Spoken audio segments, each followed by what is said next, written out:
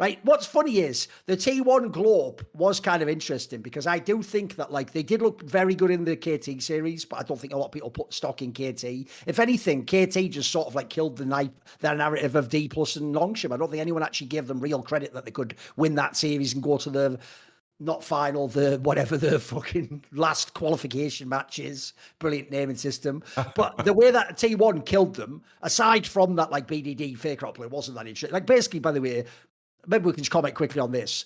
Some things do never change, Yamato. And BDD is just a fucking long-suffering fucking legendary player who's just never going to... You can tell they're just going to do him dirty on his way out, mate. It's just going to be years of this shit at the end. The sad thing is that what you were talking about years ago, where he had that final, where he had that split where he was in first place, the 2023 summer, from there onwards, it's been downhill the whole way. It's so sad. Because this guy, you still see it in the games. Like, no, one thing that's really cool about Koreans is they're not lying when they do those interviews where they say, like, if I lose, it was my fault and I'll try harder next game. That's real. That is their mentality. And you can tell this guy plays for real, Yamato, even though I think this is insanity to do this. He like locks in at the beginning of the game as if he has a chance to like win fucking LCK or something. Like you can tell from the way he plays, like he actually thinks if he tries, like, but if I'm even better, it's like, mate, you play the best players of all time. So I don't blame him at all for these losses, but fucking hell, that series was a nightmare for me. But then you come to this Hanwha Life one, and look, I'm sure plenty of people thought Hanwha Life was just going to 3-0 them or just clap them and there'd be no chance.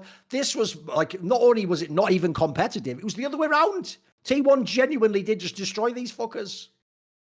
I just want to touch on BDD because I feel like if a person says BDD is one of the greatest mid laners, is performing really insane, that's like the Inglourious Bastards 3 fingers test, you know. It's like, oh, then you know ball, you know, because if you tell me BDD is not good, you're not watching the games. Because it's like that split when they went 17-1. In my mind, that was like one of the few splits in recent times where somebody performed better than Jovi. It's like, that's fair, yeah.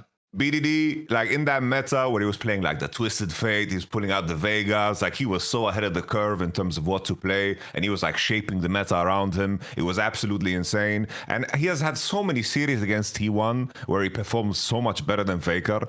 In that same split, those series that went to 5 games, BDD was outperforming Faker. He was like solo killing him with Tristana, left and right, even as close as last year when they played the qualifier to get into the World Championship. It's like that game 5 that they played, it was like BDD on Yone really slicing people up, but Beryl just said, I don't want to go to Worlds. And they lost the game from a 3k gold advantage. It's like BDD has so much history being the stronger mid laner losing against Faker, and in recent times it's I don't know, it's just it's like some god-ordained punishment. It's you know, when people who don't watch the games, by the way, shall I tell you a little secret from being a journalist and someone who's observed like human behavior for a long time? Tell me the secret. Here's the secret, Yamato. Have you ever noticed T1 and LCK fans to ever go, well, I don't want to give my opinion and be really obnoxious. What's your opinion? Why do you think? They never say that ever, Yamato. These are the people that just walk in a room after 2 years of watching and go, this player's the greatest, he's a choker, he sucks. So when they always say on Reddit, Yamato, but if Chovy's as good, no, sorry, not Chovy, if Rookie's as good as you say, why doesn't he qualify to Worlds? They're giving away that they don't watch the games, mate. What they're saying is, well, I actually don't even watch the games, but unless you can give me a good answer, I don't care that, but he doesn't go, right? Here's where, you're going to think, what's this got to do with this? No. Watch the career of BDD for the last 4 years. By the way, before that, I do think he was slightly overrated. I actually think in the days when he used to actually win championships for fun, I do think at the time, some of that was actually like he was he had the showmaker problem where he was on the best team, but I don't think he was the best mid laner, if you know what I mean. The difference is, I think from like 2020, I think it's 2021 onwards. Yes, that's the right one. Because that was the Worlds where he was smurfing on Gen G as well, if you remember. It was super sick against Cloud9, all right? From that one onwards, he's just been this super hard carry guy. But in Man Alive, one, he has bad luck with his teams, and then 2, they so betray him. And all I'll say is this, is if you think, how could this rookie guy really be that good if he can never qualify? Go watch the career of BDD the last 3 years. What you will see is a player over and over again who, it doesn't matter how well they play, you just can't win the match. Like, if enough of your teammates shit the bed, or you just have bad teammates, which sometimes does happen, you just can't win. Like, I know we saw some like glopes from people like Doc Dam He's never fucking going to be consistently beating Viper and fucking even Gumiushi.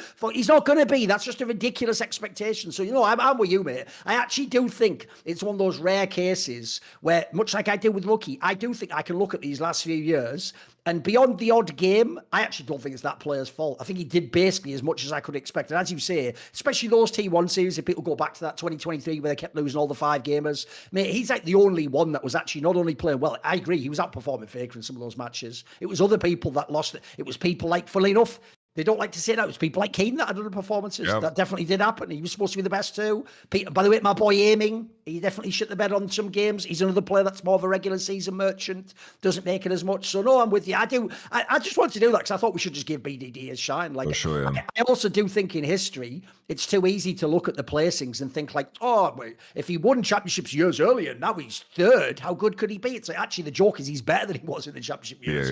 Yeah. And the game, by the way, if anything, is the hardest now. So mad respect to BDD. He's another player where I genuinely hope that either he just moves to a better org or that next year's the year where, like they were supposed to going to do it this year if they could get Ruler or Pays or something. I just hope that next year's the year where KT, like reinvests the money and gives him the players around himself. Because if you look at this squad right now, look, I guess based on this split, they could make it to Worlds, but they're not even a favourite to do that. Like, who knows? Maybe D+ bounces back, and who knows what happens with Nongshin? No one really knows even where that squad's at. So I just hope this guy, I just don't want this to be the end of his career. Like him dragging people close to the finish line and then not being able to get over, and then fans thinking he's some like irrelevant player. Because if you look at his trophy cabinet the last few years, it looks like he's irrelevant, but he isn't. This guy's really good. But it's the way I do think the last 3 or 4 years he's been better than Showmaker. No, I think that's even unfair. Am I even being unfair by that? No way. I think that makes like BDD has been just smurfing his face off. Like the only thing I would add is that this is the type of player that I wish that he took maybe one of those contract offers to go over to the LPL. Oh, sure, yeah. I think he would have been. Imagine if he was in like anyone's legend or something, mate. He'd be stacking trophies. He would. Yeah, he would just be tremendous because it's like we sometimes there's definitely like if there's one point that is painful, especially like we look at this split, it's like the mid laners that stand out. It's like, oh, what the hell is happening? Like it's all over the place. It's like now the top 3 is like Knight, Shanks, and Rookie. That's like pretty obvious, but there's been times where all 3 of them didn't like perform super good. There was no like standout, while the competition in the LCK, it's like you're never gonna take a spot from either Chovy or of course Faker. So this is one of those players that I wish, like if he built his career over the last 3-4 years in China, I think he would have been like there at every international and performing. They just have more teams. So like the difference is like, okay, the joke is they wouldn't put him in anyone's legend now because they just won. But I'm talking about in past splits where, you would take the name upgrade. But you even look at some of the teams that underperform. JDG, yeah, Scout's awesome, but he could be in another team, by the way. TES, mate, I would take BDD of Cream today. Instant. That's like a fucking no backsies, no fucking, you can't go back on this deal, like handshake, that's done. Easy. And then you'd actually have a real championship squad built around yourself too. In fact, if anything, I do think that's his problem, mate. I think for whatever weird reason, he's just been too loyal to KT. He's just like it's almost, even though he's not, remember, it's not like he started his career here, but he almost treats it like he has to stay. Which in a way I respect, but I also hate because we are in the era where players have a lot of agency as to where they go in their careers. And in theory, you can only get trapped a couple of years if you're smart. So he might have made some bad decisions there. Right, let's talk about the T1 HLE series. Luckily, I'm pretty sure he is the one who gets paid. So luckily, I imagine he does have a good contract. So there is at least that. Right, if we talk about this T1 series, mate, do you need a minute? Sorry. I forgot what these keys. All right, sorry. T1 Our Life, forgive me. Well, they needed the keys to victory over T1 and did not, in fact, receive them, your battle. So, no, here's the thing. This is probably the most unexpected result that was possible. If you told me either like Hanwha Life wins 3-0, plausible, or Hanwha Life wins 3-2, yeah, that could happen too. Like I could imagine people like Peanut getting nervous and then Faker having a clutch game here and there, blah, blah, blah. The idea T1 3-0s, that's like the least likely result of them all. Like, it's kind of nuts because as we're saying, if anything, Hanwha Life showed really good performance in the game against Genji. So what is the defining factor for this series for you? What's the main reason T1 was so far ahead? I think in terms of, I gotta give props to the prep work. I think time and time again now we see now every team that is winning BO5s in any region, like the prep work is such a big deal, because like the opening game, I feel like T1 diffused already a lot of the combos and all of the champions that how Life would love to play. It's like we look at the list of T1 in the opening drafts, like Gwen, Nico, Kalista, Wukong, Silas. Already a lot of the Hanwha Life classics, so to speak, are out of the picture. And Hanwha Life also in that game one, they had the Devi REJ. These are champions that I expect them to perform on. But you mentioned it in the initial series that Hanwha Life played. I do think that Peanut, like his to go for. It was horrible in this one. As the Vi angles that he was finding were absolutely atrocious. Like when an Ari can't R twice and flash and reach your target, you are in a different continent. You have no visa. You have no business being there. It was very strange. And I think on T1 side, they showcased already in the series. I remember against Genji, the one that they lost, where they lost 2-0. That series was remarkably close, but T1 were like one team fight away from actually beating Genji in those matches. And I think the main thing that they one of those matches had like a Chovy moment too, where he went just completely apeshit and just wrecked everyone. Like, yeah, no, T1 could have won that series for real. The regular season one you're talking about, yes.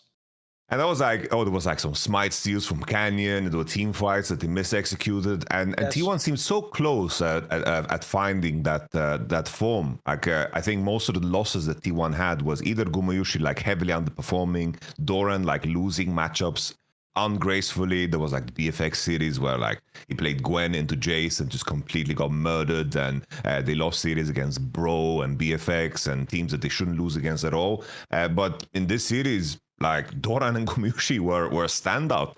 They were fantastic. They managed to figure out the draft. They managed to figure out those fights in terms of which positions to turn on, and they actually gave us some feeling of like vintage T1. It's like team fighting is your thing. If you manage to get to the team fights, your players are gonna clutch it out, and we got to see the beauty in that. And I think that T1 have found ways to improve super much, and at the same time, I really like their prep work. Because I mentioned that game one draft, that game two draft, it's like Hanwha Life. I don't really know where their mind is at if they are first picking Sion. You know, it's like they were so deep in the idea of removing tools from T1 that they lost sense of themselves. And I think that's a sign of a team that after that loss tried to change too much.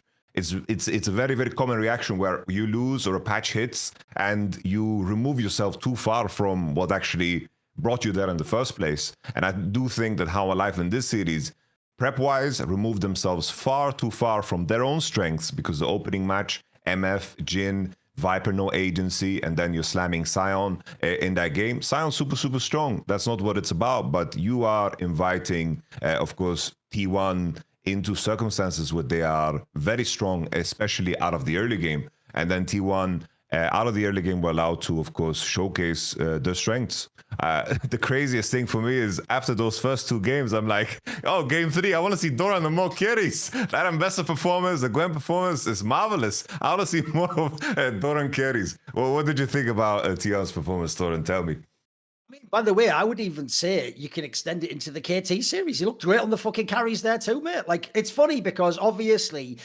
I can, again, I know how these people talk, mate. If a T1 fan thinks someone is world class, oh, don't worry, they'll tell you every fucking sentence. So what all T1 fans did with Doran this year is go like, let's just be nice to him as a person. It's not his fault that he's put in this situation. They just kind of related to him as a human and like, you know, we're being like, like treating him like a fucking mascot, basically. Whereas like, I've always told people, look, if you want to talk about greatest top laners, Doran isn't even in the conversation. But I tell you what, domestically in LCK playoffs, he does have a very good track record, and that's not just some fluke. Like, and funny enough, bizarrely, his best matchup in history is against fucking Zeus for some reason. No one knows why. It'll never really make sense, because that really is some shit where it's like you're supposed to be a whatever player, and he's supposed to be the generational top laner that like never should lose to you, but bizarrely you do beat him.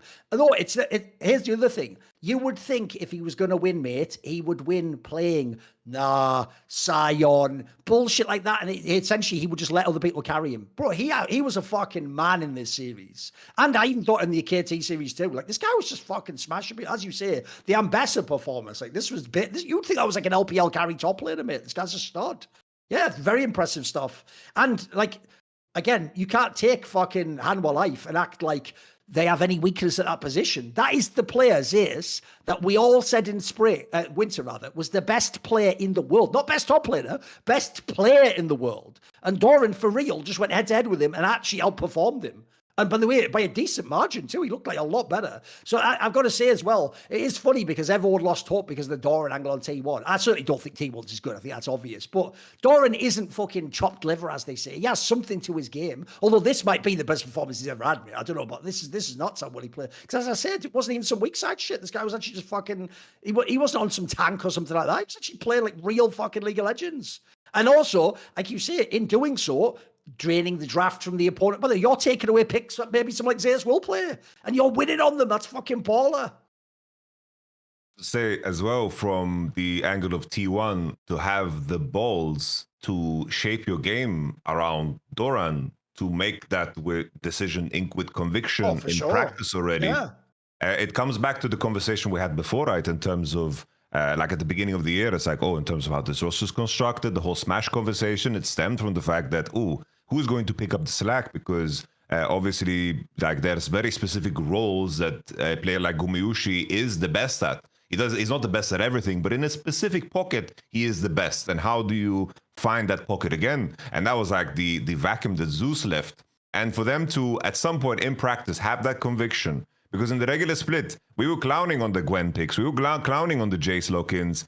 We were clowning on some of these picks where I was one of the people that also was begging for them to just restructure around the identity that makes sense around Doran, for them to have that conviction and stick to it, and then to come out winning against Hanwha Life in this fashion, when obviously in practice they made this conviction, is super, super baller. They went against the grain super hard, and I think through that, everyone else has found their identity again.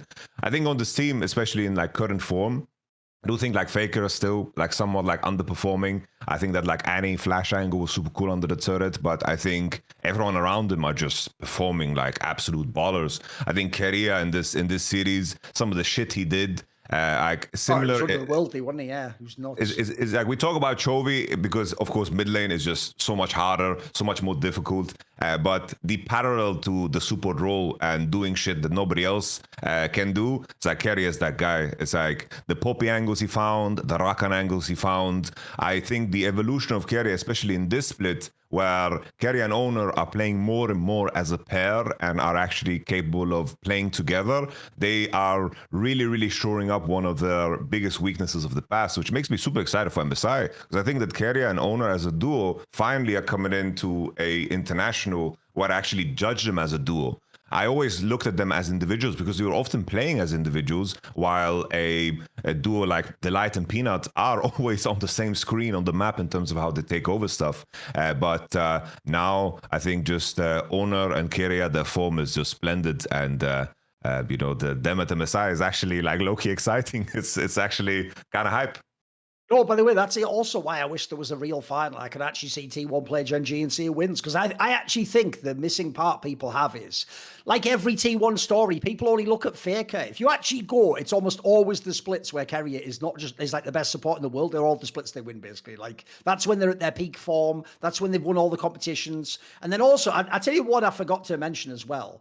Bro, if you want like an example of why this series of T1 Hanwha Life was ridiculous, it's that playing game 2 where they're in the bot lane, every player, and fucking Doran is just 1v2ing Zika and Viper at the same time on Mbessa, and they can't do shit to him, and they're literally having to like run away. Like, the guy was actually smurfing. It was nuts. Like, you would think that was bin or something, mate. It was actually ridiculous. No, I'm with you. I actually think that's also the big glow. What people have missed in T1 is, even when you get past Faker, then the drama's just been about Gumayushi Smash the whole time. But the actual joke of it all, if you ever want to watch the whole split, is Pro Keria's had a very strong split in general. Like, I thought actually the whole time he was playing very, very well. He's another person where people ignored this. This is why them fucking up the Zeus signing's even more criminal, in my opinion. Because I actually think if they'd have kept Zeus, T1 would have been awesome in fucking Fearless Draft. Sure, they would still have had issues around mid lane because they used to use that as the band-aid. But people like Keria, bro, this guy's been born to play all the pocket picks and like he plays fucking Elise, and then of course he does.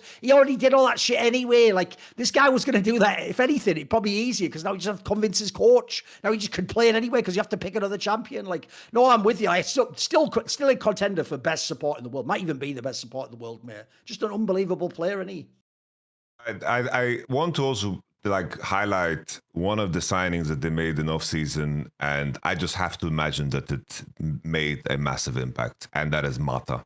Like Mata moving from Genji to this team, and like Mata basically had a hand in all of the jungle support duos that are dominating, and T1 their gameplay around support and jungle has been really reshaped. It's like I am no longer worried when Keria is playing melee champs. Like that was always like the main weakness when he played against On or Delay or like Lehens. They were just better at the melee supports because they connected with jungle a lot better, because Owner is a player that just wants to farm a lot and get a lot of strength himself, and T1 always band-aided that by playing Pyke, Rakan, Bard, all of these mobile champions. But now he is allowed to play that whole range and mechanically just performs out of this world. So for me, it's like, even though Keria has found really, really insane high peaks in his niche, so to speak, where he shaped the whole support role, whether it was 2023 or 2024, now I feel like Keria is reaching the point where I cannot really point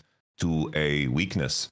It's like you've had certain supports, like Ming is like the opposite of him, the guy who could only play melee supports, or On after the Warmock's armor nerfs coming into the World Championship, same as Lehens, were just really underperforming, and Keria always in the range supports was always dominating. Now, any meta that is coming through in MSI, I know Keria is going to perform. For me, above and beyond, like the best support in the world and the best support coming into this tournament. It just does shit that is frankly just unbelievable. And we know there was that, you know, remember like 6 episodes ago, 7 episodes ago, I was always making this joke about how Spirit Blossom is going to is going to change the whole game.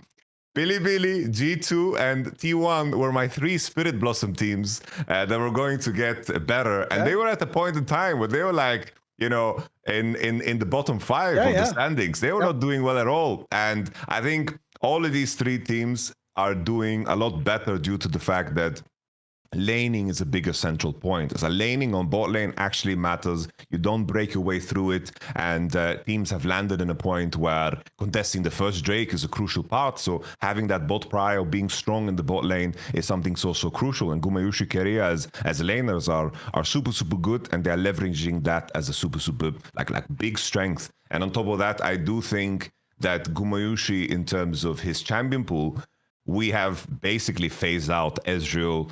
Kai'Sa is something that is paired together with Nico, but still somewhat rare in comparison to some of the other champions. Senna, Lucian, being back in the meta is super good for Gumayusi, and he's playing in the pocket where he's one of the best ADs in the world again. Like in that specific niche, Gumayusi is so insane, and they have found a way through patches and also their own team to actually make that happen again. And it comes over the back of Doran playing carries, which is crazy. And also, I'll throw it on the Keria thing. Like I said, he also did it with 2 different ADCs also. He looked great with Smash also, I thought. That's why you could have kept that pairing. So it's quite interesting. Also, I will point out as well, in the end, it did work out. Look, we never had a final, so we'll never know how they'll do against Genji. But actually, as the split ended, Gumayusi did look pretty good. He had his ups and downs throughout the split. Like, there was times where it looked really good when he came back in, then there was a couple of series that was bad. I know everyone's going to delete now, like the Bro series, etc. Like, these things happen. Some of these series did happen. Like, both him and Smash, both had times they looked bad, both had times they looked very good. But at the end, it has worked out so far. And I'm with you. If you look at the current patch, it's fine to use him. There's no issue right now with what he's playing. In fact, you go to MSI, that's it. By the way, there's even an interesting angle. If anything, now they have the option to sub at MSI, right? They can just bring that 6th player in if they feel like the meta's going against them or scrims are going against them or something. Interesting ace to have in your back pocket. Also, a lot of us did talk, unsurprisingly, because the top 2 teams the whole time were Hanwha and Genji. In fact, the only question at the time was which is number 1 and number 2.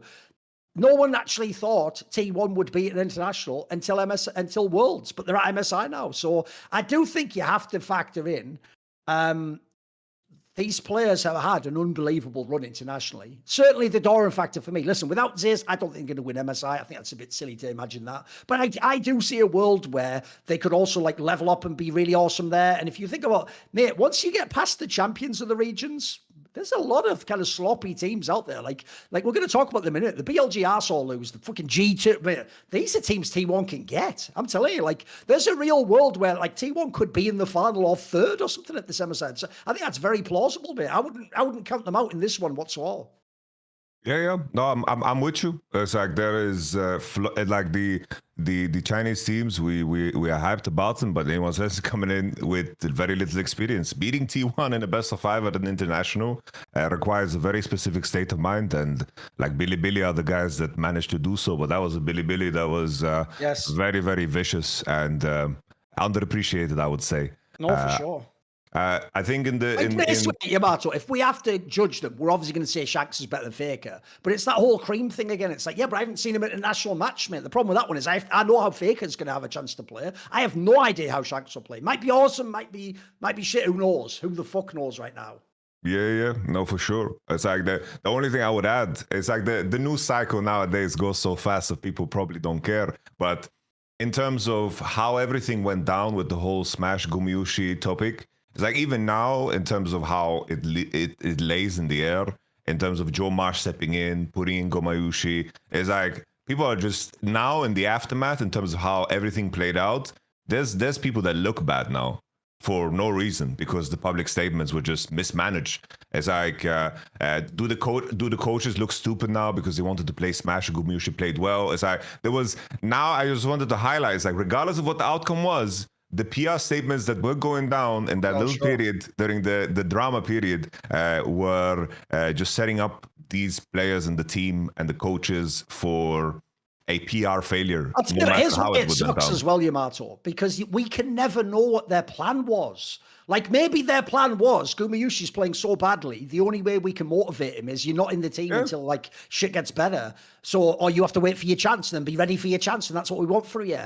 And then instead, maybe putting Gumayusi in early again made him have all those underperformances. Like, you can't possibly know. That's the reason why I hate it, Yamato. I always say this. In my opinion, when you hire a coach, you hired him to do his job. Let him do his job. The second you stop letting him do his job, I don't blame him anymore for the results of the split. You stepped in and you handcuffed him. You didn't allow him to pick the player he wanted, to put the player in, to practice the week with. You did all that. It's like the story I always tell people. I will never fail to mention this. Anytime I ever mention that Team Liquid Super Team, when you went back to 2022, the Bjergsen, Hans Sama, because you remember, that's the one that my boy Giotto got given. It was the first true like super team he'd ever been given. And in the first split, they took the draft away from him, but didn't tell the public.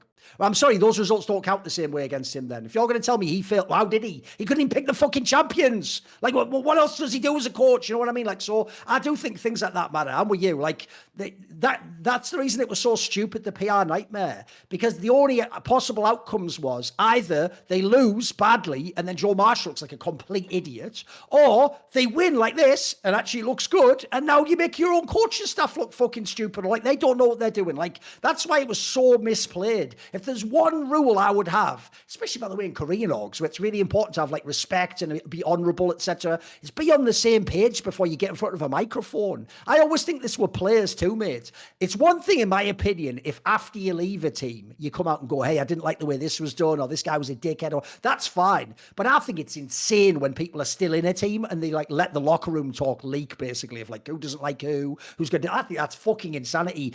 Again, even if you don't like each other, you get together before you go out the locker room and go, look, boys, this stays in here though, doesn't it? We are a team. And at the end of the day, while you're my teammate, you're my teammate. So I'm with you. I still think not like this result doesn't justify all that drama, all that stupid shit. Even if they were going to do the same thing, Yamato, just don't say it publicly. That's where Joe Marsh fucked up. You could even do the same thing privately. Like here's the thing, maybe privately, Yamato, he comes in and says to the coaching staff, look, I need you to play Gumayusi. Like I'll even give you a reason why. Like someone like Joe Marsh might say that. I've got all marketing reasons. Look, I didn't get Zeus, so I've still got OFGK. I've built the whole thing around that. At the moment, we're losing anyway, so why not keep the Keria Gumayusi? Even if he said all that, the difference is if he at least let the coaching staff seem like they're behind it too, that's different. I'm with you. Yeah. The real problem with that thing is it's a lose-lose when either the CEO or the coach has to be the idiot. You know what I mean? When someone has to look stupid, what are we doing? What was the point? Agreed.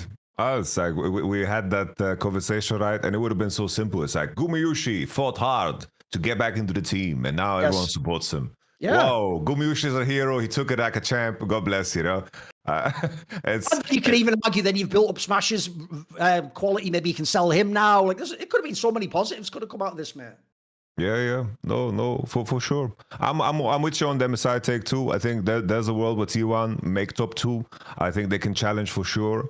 There's a lot of question marks about the 2 LPL teams. They have very, very high peaks. I think they can, you know, if things land right, things can look super, super good. And there seems to always be something magical about MSI, specifically for the LPL teams, where things make sense. Often, historically, what we've seen is that the MSI patch usually doesn't change too much from spring. I feel like that's always the biggest distinction between Worlds and, of course, the playoffs leading up to Worlds. Like last year, we had full AD carry meta controlling every region, and then coming into Worlds, it just wasn't a thing anymore because they nerfed it completely to the ground.